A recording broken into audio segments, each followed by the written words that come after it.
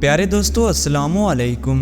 दोस्तों, हर साल बेशुमार लोग पाकिस्तान से यूरोप जाने की कोशिश करते हैं। एक तरीका तो कानूनी होता है और यही सही तरीका है, लेकिन एक तरीका गैर कानूनी भी है जिसे डंकी कहते हैं। ये लफ्ज़ डोंकी है, लेकिन इसे डंकी कहा जाता है। इस वीडियो में आप इसी खतरनाक सफ़र के बारे में जानेंगे।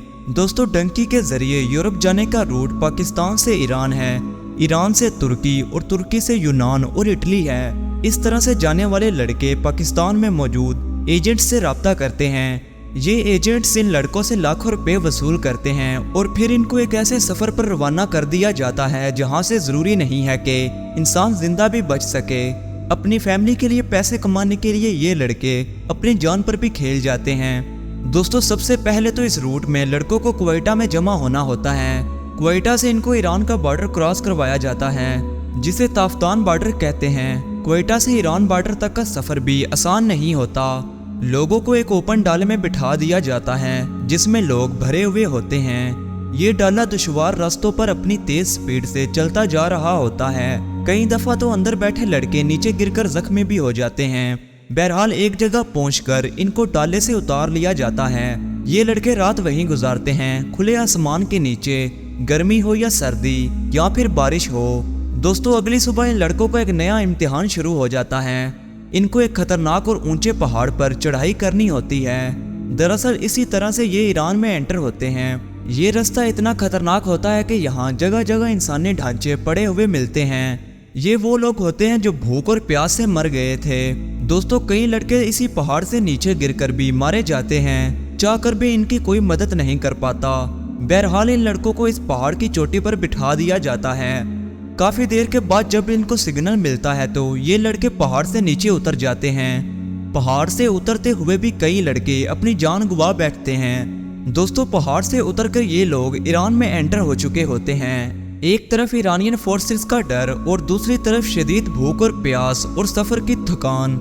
यहाँ से इनको कभी एक डाले में लोड किया जाता है तो कभी एक टैक्सी की डिक्की में छुपा दिया जाता है, जहां एक डिग्गी में तीन लड़के मौजूद होते हैं। लड़कों का सांस लेना भी मुश्किल हो जाता है। कई लड़के तो इधर ही बेहोश भी हो जाते हैं। बहरहाल इसके बाद ये लोग ईरान की एक जगह पहुंचते हैं। यहां से रात में लड़कों को 4 से 5 घंटे फिर से पैदल सफ़र करना होता है।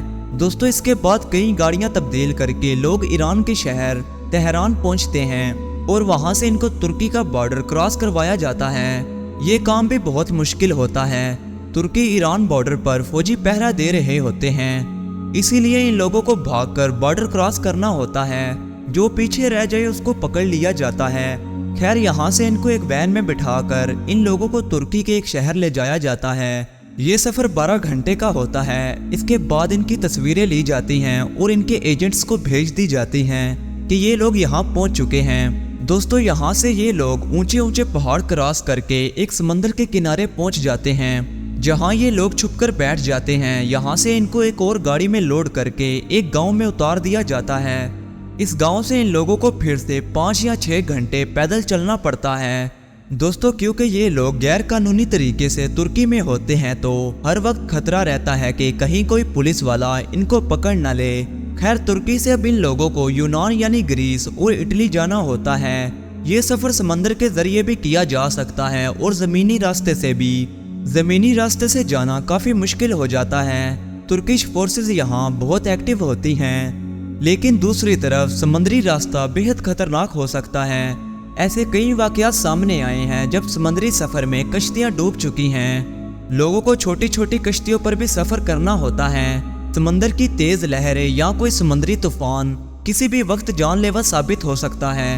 हर वक्त ये भी खतरा होता है कि यूनानी फोर्सेस इनको अरेस्ट कर सकती हैं। समंदर के रास्ते ही ये लोग यूनान और इटली पहुंचते हैं और यूं इनका ये खतरनाक सफ़र ख़त्म हो जाता है। दोस्तों, कोई नहीं चाहता कि वो अपना मुल्क छोड़कर गैर कानूनी तरीके से इतना सफ़र करे, लेकिन ये लोग अच्छे मुस्तकबिल की तलाश में होते हैं। बहरहाल किसी भी मुल्क में एंटर करने के लिए कानूनी रास्ता ही अपनाना चाहिए।